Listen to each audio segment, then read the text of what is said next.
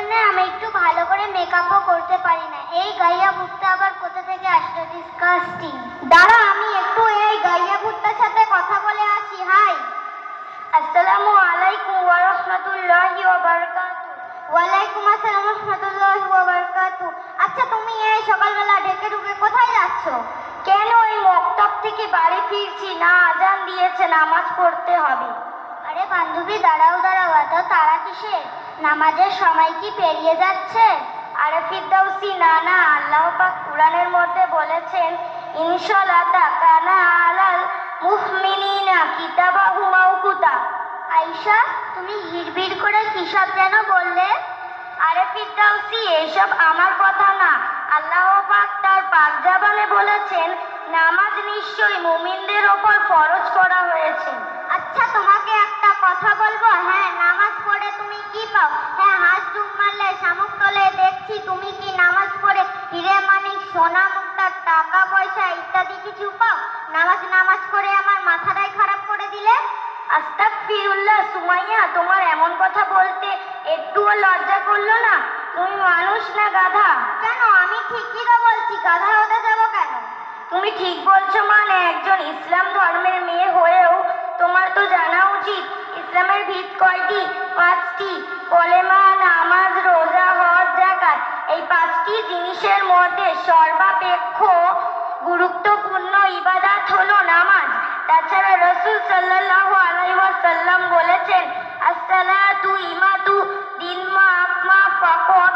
আকমাতির অর্থ হলো যে ব্যক্তি নামাজ প্রতিষ্ঠিত করলো সে তার ধর্মকে ধ্বংস করে দিল।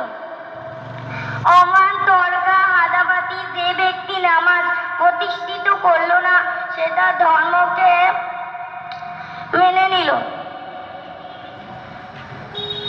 আরে বোন, তুমি খুব বেশি বকছো। তোমাকে এত জ্ঞান দিতে কে বলেছে? হ্যাঁ, শুনি। আরে ফিরদাউসি, আমি তোমাদের জ্ঞান দিতে যাব কেন? আল্লাহ পাক কুরআনের মধ্যে যা বলেছেন আমি তোমাদের সাথে তাই বলছি।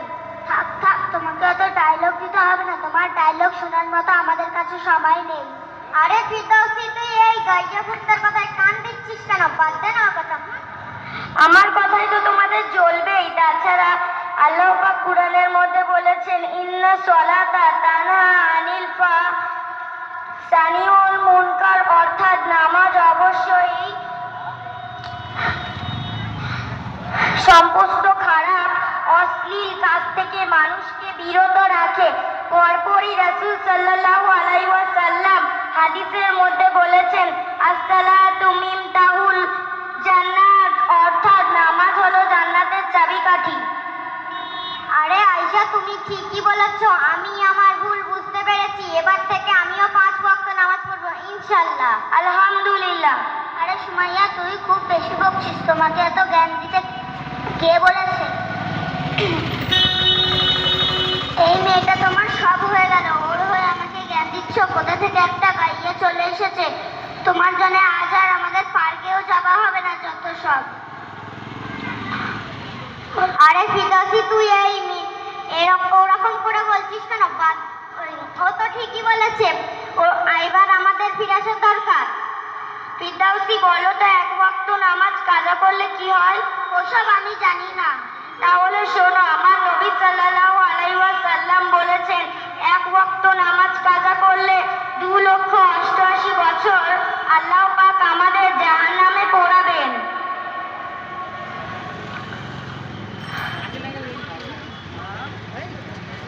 আরে বোন, আমার বয়স আগে 70-80 বছর হোক, থুড়ি বুড়ি হবো, উঠতে গেলে লাঠি, বসতে গেলে মাটি, তখন ঠিক জান্নাতের চাবি তৈরি করে দেব। আরে ফিরদাউসি, তুমি বলছো তোমার বয়স 70-80 বছর হলে তুমি তখন নামাজ পড়বে? আল্লাহ পাক কুরআনের মধ্যে কি বলেছেন তুমি জানো না? কি বলেছেন আবার?